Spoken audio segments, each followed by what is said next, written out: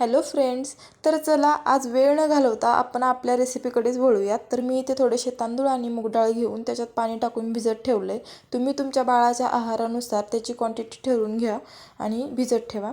तर मी इथे एक छोटंसं बीटसुद्धा घेतलेलं आहे आणि त्याला दोन्ही साईडनी दोन्ही बाजू त्याच्या काढून घेतलेल्या आहेत आणि तुम्ही बघू शकता मस्त असं त्याचं वरचं कव्हर पण काढून घेतलेलं आहे.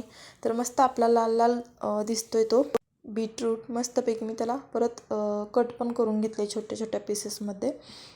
आणि आता आलेली आहे आपल्या गॅसची बारी. तर गॅस पेटवून मस्तपैकी त्याच्यावर कुकर ठेवला आणि त्यावरती थोडंसं 2 चमचे तूप घालून घेतलेलं आहे. आणि तूप थोडंसं गरम झालं की त्याच्यातच मी मोहरी ॲड केली आणि मोहरी मस्त तडतडून दिलेली आहे. तुम्ही बघू शकता एक मी लसणाची पाकळी पण घेतलेली होती इथं, ती पण त्याच्यात टाकून थोडीशी फ्राय केली आणि त्यामध्ये आपण जे मगाशी भिजत घातलेलं होतं मूग आणि तांदूळ ते स्वच्छ धुवून घेऊन त्याच्यात ॲड केलेलं आहे. आणि नंतर त्याच्यातच थोडीशी हळद घातली आणि ते मिक्स करून आपण जे काप केले होते बीटरूटचे ते काप पण त्याच्यात ॲड केलेले आहेत आणि त्याला मस्त असं हलवून घेतलेलं आहे. खरंच खूप छान लागते ही खिचडी. विरूला तर खूप आवडते आमच्या आणि विरूसोबत मी पण एकदा खाऊन बघितली होती, तर खूप टेस्टी लागते. तुम्ही पण खाऊ शकता.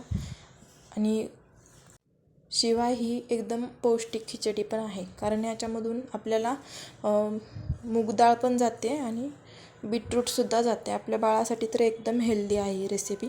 नंतर मी थोडंसं पाणी गरम झाल्यानंतर कुकर लावून ठेवला आणि इथं विरूसोबत थोडासा टाईमपास केला. कारण आमच्या साहेबांना ना माझ्यासोबतच यायचं असतं, कुठं जाईन तिथं माझ्यासोबतच असतात ते.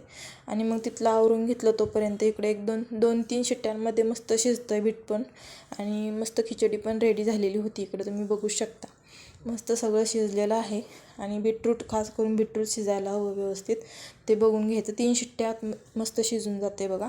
आणि आता ते मी भांड्यामध्ये काढून घेतले आणि ते थोडंसं थंड झालं की ते आपण मिक्सरला फिरवून घ्यायचं आहे. बीटरूट चांगलं शिजलं गेलं की मग मस्तपैकी प्युरी तयार होते.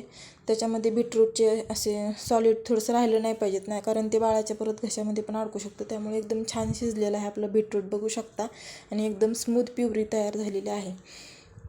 तुम्ही बघू शकता मी एका ते भांड्यात काढून घेते आणि हे नंतर तुम्ही थंड झालं की बाळाला खायला देऊ शकता. तर कशी वाटली रेसिपी तुम्ही नक्की ट्राय करून बघा. तुमच्या बाळालासुद्धा नक्की आवडेल आणि खूप पौष्टिक आहे, खूप हेल्दी फूड आहे आपल्या बाळासाठी. तर नक्की ट्राय करून बघा. चला बाय बाय, थँक्यू.